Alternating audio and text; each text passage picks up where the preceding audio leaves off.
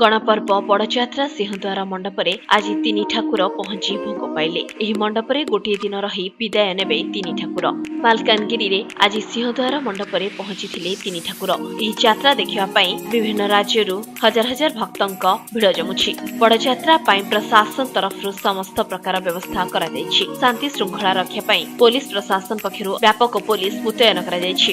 आज ठाकुर कानराज, पोडराज, बालराज और मुत्यालुमा मालकानगिरी स्थित सिंहद्वार मंडपरे पूजा पाइबा परे तीन ठाकुर विदाय नेबे। सेथिपई बड़जात्रा रे पूजा पाउथिबा देवता मानकर नामकरण तेलुगु और कोया भाषार शब्द अटे। कानमराज अर्थ कृष्ण, बालुराज अर्थ अर्जुन, पोडराज अर्थ भीम और मुत्यालुमा दुर्गा बोली लोके कहिथांती। तेबे कृष्ण, अर्जुन एवं भीम को एही यात्रा रे काहेकि पूजा करा जाय ताहार अधिक गवेषणा आवश्यक पड़ुथिया बेले किंतु लोकक विश्वास और भक्ति जोगु एही यात्रार महत्व बढ़ी जायछि।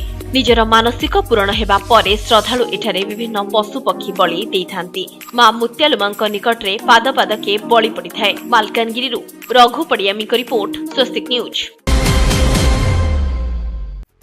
मालकानगिरी गणपर्व बड़जात्रा उपलक्षे यात्रा को दृष्टि रखी व्यवसायी माने मध्य विभिन्न अंचलरू आसी विभिन्न प्रकार जिनिस आनी विक्रय करुछंती।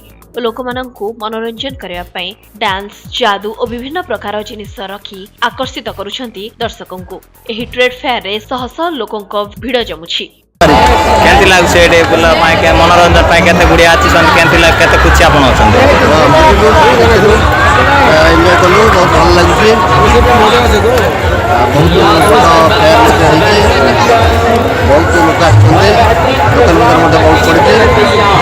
बुलिबा मते भल लागुछि। कोन किनि चार ले आइ आपन कोन किनि छन्ते आपन आम तो सिंगल रोचु किणु आ कौन जहाँ आम व्यवहार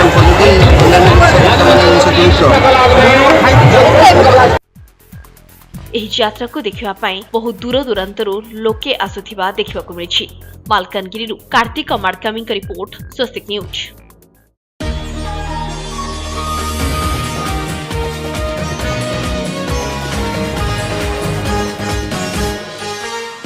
आपण माने देखुचंती स्वस्तिक टीवी।